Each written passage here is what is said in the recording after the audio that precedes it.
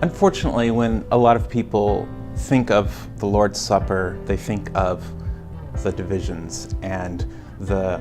debates that come between different groups of Christians as they think about and approach the Lord's Supper, even what we call it, the Lord's Supper, the Eucharist, the Mass. And some of what I seek to do in this book is to present a vision that can actually fit with a variety of different traditions. Now, different Protestant traditions, it is Protestant, but really from a range from Anglican to Reformed to non-denominational to Pentecostal, there is a wide range to which this vision has connections. I come from a Reformed background and a Reformed standpoint as I do it. I draw quite a bit upon the theology of Calvin, but I do so in a way that is generous toward others, and also that doesn't try to solve all of the very particular debates in a way that a few theologians could get together and have a sort of top-down agreement on this is exactly how we are going to describe the presence of Christ at the supper and everyone else is wrong, or something like that. It's much more of a grassroots ecumenism that I'm seeking to cultivate here. And it's one that really doesn't fit the stereotypes of what Reformed worship is about. I draw upon certain historical examples, for example, where with a Reformed sacramental theology, there's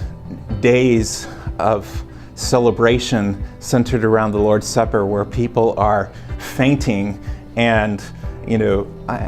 having a deeply affective encounter with Christ, where their whole approach of what a Christian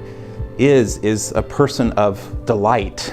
and delighting in the Word, delighting in Christ. I mean, these are absolutely central to the book, and they're not necessarily what people would think of when they enter a Presbyterian church today,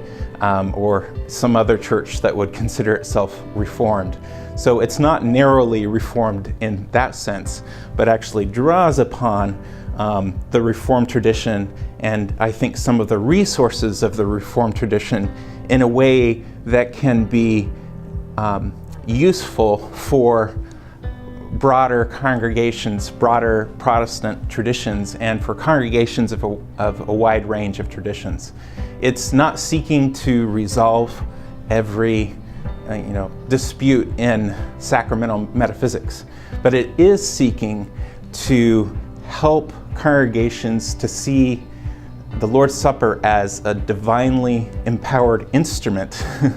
for transforming congregations deeper and deeper in the image of Christ. And that's something that I think an Anglican and a Baptist and a Presbyterian can in their own way